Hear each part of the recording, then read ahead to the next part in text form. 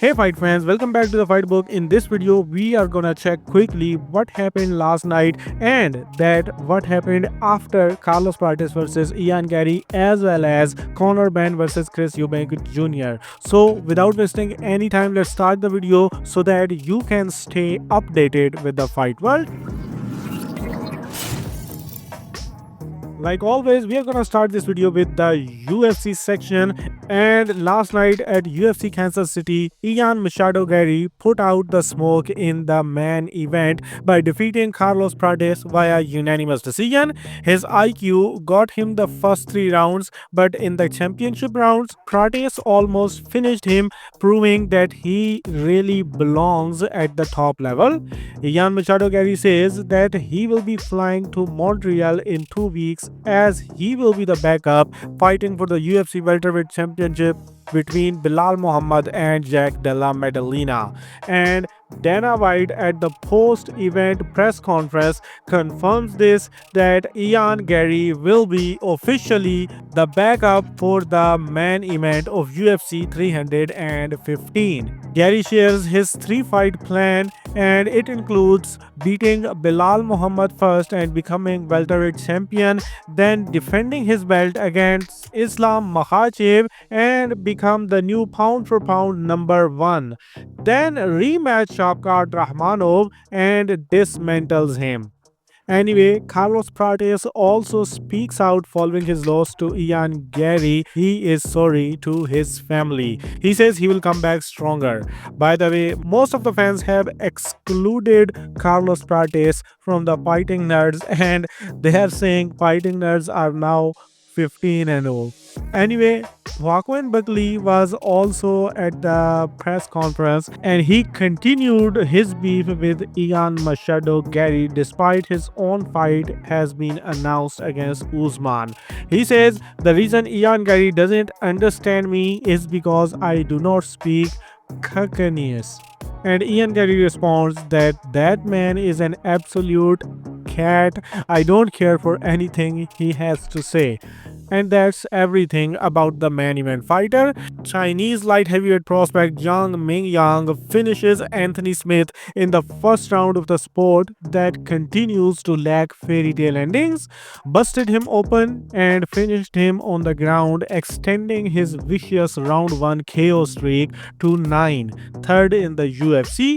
Mingyang calls out Yuri Prohaska then after that first round KO and says that he wants to test himself against the warrior spirit.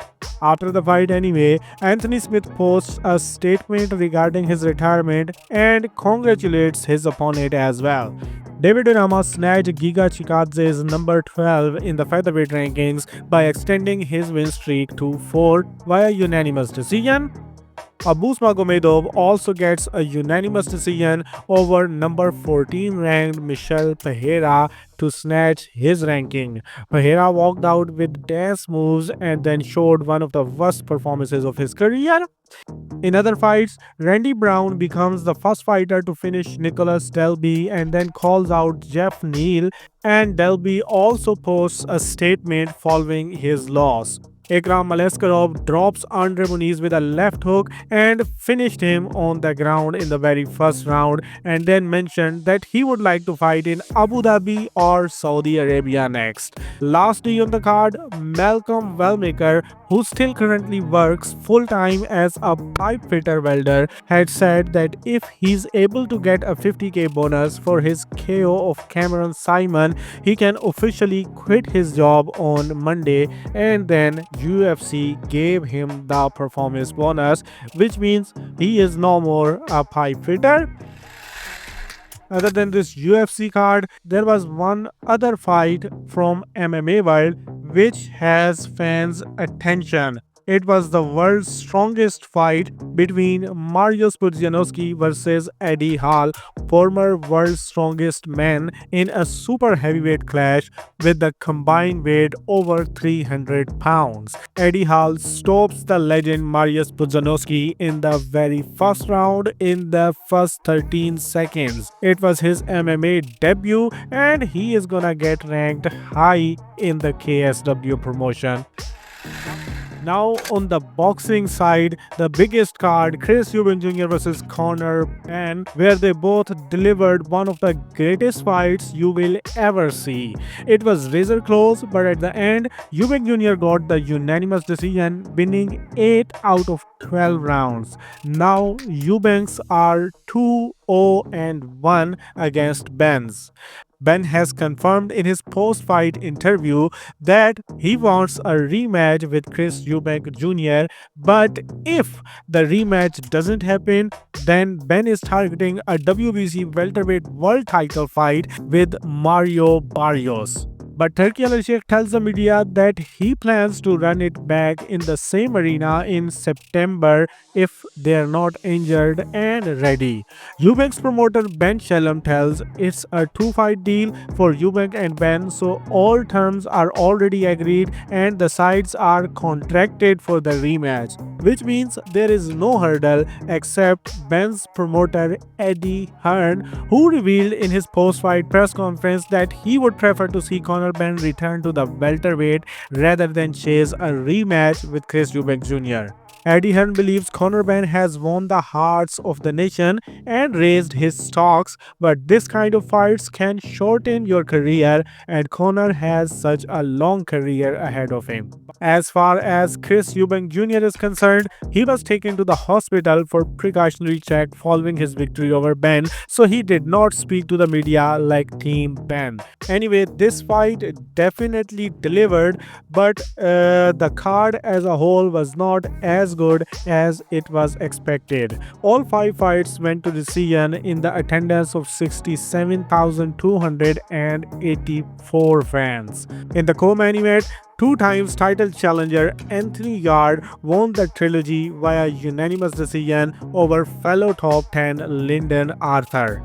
Top 5 in WBA and WBO cruiserweight rankings, Yarde extended his win streak to 4 after losing the title fight to Artur Beterbiev via round 8 corner stoppage.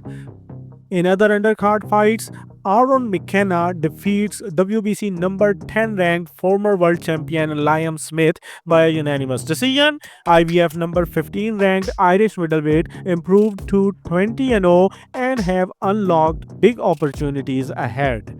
Moreover, London's own hometown favorite Vidal Rayleigh defeats Steven Clark via unanimous decision to improve his perfect record to 13-0 and to become the new British cruiserweight champion. Pretty terrible fight to watch, but you can't really blame Rayleigh as he was beating the world-ranked opponent very comfortably. It's on Clark, who showed very poor performance. The last fight on the card, or we should say the first fight on the card, was Chris William-Smith versus Brandon Glanton, another cruiserweight bout, where Chris William-Smith got the unanimous decision victory over his fellow top 15 ranked opponent. He showed great to get through those early rounds to get back into the win column as he was coming off his title loss to Gilberto Ramirez. Other than this card, there was also a card in General Santos cities in Philippines where the headliner, former unified super bantamweight champion Marlon Tapales, continues the comeback trail after defeat to Naoya Inoue in 2023 with the round 3 stoppage win over John Jett, which extends his win streak to 3.